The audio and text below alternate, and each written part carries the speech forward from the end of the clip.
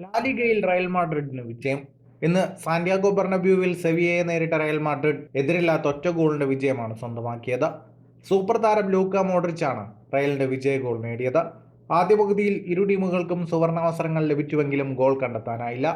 മത്സരം സമനിലയിലേക്കെന്ന് തോന്നിക്കവേ 75-ാം മിനിറ്റിൽ പകരക്കാരനായി കളത്തിലെത്തിയ ലൂക്ക മോഡ്രിച്ച് 81-ാം മിനിറ്റിൽ സെവിയ വലയിൽ പന്തെത്തിച്ചു.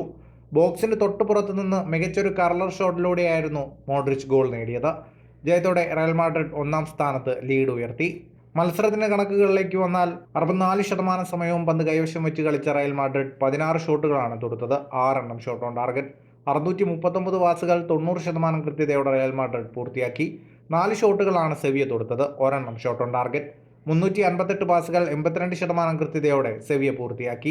ജയത്തോടെ 26 മത്സരങ്ങളിൽ നിന്ന് റയലിന് 65 പോയിന്റായി. രണ്ടാമതുള്ള ബാഴ്സലോണയ്ക്ക് 26 മത്സരങ്ങളിൽ നിന്ന് 57 പോയിന്റാണുള്ളത്.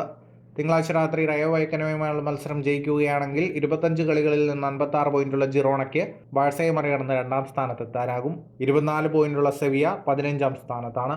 ഫുട്ബോൾ ലോകത്തെ കൂടുതൽ വാർത്തകൾക്കും വിശേഷങ്ങൾക്കുമായി സ്പോർട്സ് കഫേ ഇപ്പോൾ തന്നെ സബ്സ്ക്രൈബ് ചെയ്യുക.